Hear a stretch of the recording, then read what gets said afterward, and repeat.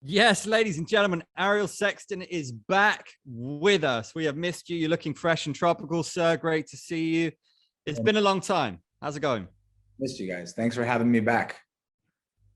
Since 2019, we haven't seen you compete. How's life been between now and your last fight? Life's been pretty crazy. The pandemic hit New York City pretty hard, and I stayed and I dealt with it, and I moved around a little bit, and I got healthy again, and I'm back here and I'm ready to scrap. Despite the layoff, you won your last two fights and five of your last six. So do you think a win against a dangerous veteran like Marat Gafurov puts you in title contention? I think I'm the most dangerous Tico in the whole planet, and I would love to be ranked, and I would love to fight for a title 100%. I'm also a dangerous veteran, so I don't think I've been beaten in the last 10 years other than losing a couple split decisions, but I haven't been beaten down, so I'm excited. I'm excited to beat someone down. During that time off, have you added tools? Have you added weapons? Are we going to see a more dangerous Mr. Sexton than ever? I've trained with obviously very, very high level people for the last however many years, right? I think I have just as good endurance, just as good power, speed, definitely some more tricks in the jiu-jitsu world though. I've learned some more jiu-jitsu.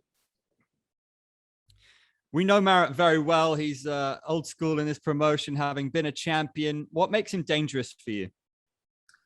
I think he's a dangerous guy because he's been there before, and he's going to be very calm, and he's not going to break. I don't think he's going to break like a lot of fighters do. Veterans, they don't crack under pressure. And I think that's his best attribute, that he's going to be strong and sturdy no matter what. And I'm pretty sure he'll let his limbs break without tapping too. Yeah, that kind of goes into my next question. He's only been submitted once in his 22 fight pro career. So why is he so hard to tap? You've already covered it a little bit there. Because he comes from a very strong wrestling background and a jiu-jitsu background, and I think he's a little shorter, and shorter limb people are hard to open up. So he's a very hard guy to submit. That's the way it goes. Will that give you an extra added pleasure if you can submit him here? Is that the intention, to submit him? Everything I do is revolving around submitting and creating damage and hurting people. So I'm definitely going for a submission, and I'll take whatever I can get, whether it's a knockout or a submission. You mentioned training with some very high level guys. Who are your main training partners for this one? So I train mostly in Philadelphia with my coach, Professor Daniel Gracie. And I also train in New York City. I'm the head coach of Renzo Gracie Brooklyn. So the list goes on. I mean, I have MMA guys in Philadelphia, like Sean Brady, Jeremiah Wells. I have Zurich. I have a bunch of guys that are just like monsters in Philadelphia that help me a lot. Pat Sabatini. And then in New York, I have guys like John Calistine, and I have just a bunch of guys that are just under the radar. You might not know of them, but they're very, very, very high level. What's it like coming back to fight camp after a long layoff and being back here for fight week? To be honest, it's kind of hard to get back into Asia because it's just the jet lag from New York City is a little hard on you. But other than that, it feels great. It feels like I had a bunch of flashes when I was taking the pictures now of, my last fight and fights I've had. So I have all these memories that come back to me while I'm here. So it's pretty nice. As someone who spends time in both the US and Canada, how exciting is it to see ONE Championship partner with a media titan like Amazon Prime Video? And what fights are you looking forward to on those two monster cards? It's amazing because it'll give a lot of promotion for us that live in America. And we need all the promotion we can get over there for sure. So I'm excited to see myself fight on Amazon Prime. And, hopefully we can go over to America and fight in the Garden, and I can fight in front of my hometown friends over in New York City. That would be a belter. Who would your dream opponent be then on an Amazon Prime card? I would like to fight probably the best lightweight that ever walked the earth. In my opinion, Shinya Aoki would be the best fight for me in Madison Square Gardens. I believe he's number 3 ranked at the moment. Is that the natural call out for you next, even if it's not in the Garden? I don't think it matters about rankings, but definitely if I was ever honored to fight him, it would be the best. I was chasing the lightweight title when he was a champion. So I feel like he's still that guy that I want to go and, show my world-class jiu-jitsu against someone at his caliber. Can you break down Christian Lee versus Ok Rayun for us? It's a banger of a fight. The first one was good. What are your thoughts on that first fight, and how does the second one go? Man, that first fight was a scrap and they were just going at it.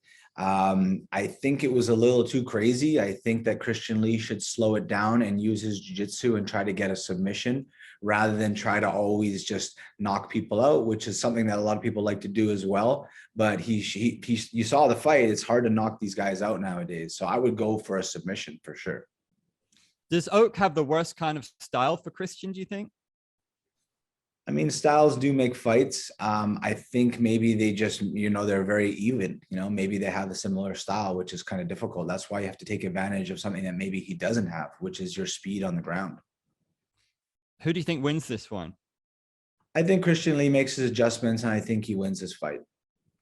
How intrigued are you to fight him, given that, if your prediction's correct, he'll have the belt?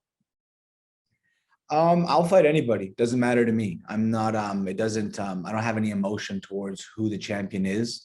I just want to be the champion. So we'll see what happens when that time comes. What about in terms of challenges, though? Like you said, Christian can knock people out. He's also good on the ground. How do you rate his ground game? Would that be interesting for you as an opponent? Yeah, I mean, I'm excited because I don't get to fight too many guys that want to stay on the ground. So that's why I'm very excited about my opponent coming up because he's a ground fighter. So we're going to see who's better on the ground. Do you think this should put you in the top 5 with a big win here?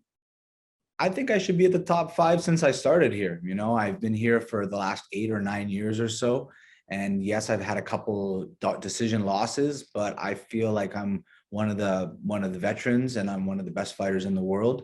And I rather that you guys sleep on me and don't have me ranked. And then, I just come and put people to sleep. That's the game. A lot of fans waiting for Eddie Alvarez to come back. Who should he be fighting next? Well, he's a huge name. So I don't know. They'll put him up with some big name. I don't know who he's going to be fighting, but I heard maybe he's going down a weight class. I'm not sure, but he's a big boy. So he also trains in Philadelphia with our team, Daniel, in Philadelphia. So we'll see. Can you give us a prediction on how the Gafurov fight is going to end? I think the Gafurov fight is going to be a gritty fight. We're in each other's faces. We're going to scramble. We're going to scrap. And it's going to come down to who wants it more. And it's going to be a submission. And I think Gafurov has over 10 submissions and I have around 10 submissions. So it's going to be a strangle because we're both into strangling people. So we'll see what happens. Not to be missed. Ariel, great to have you back. Welcome back.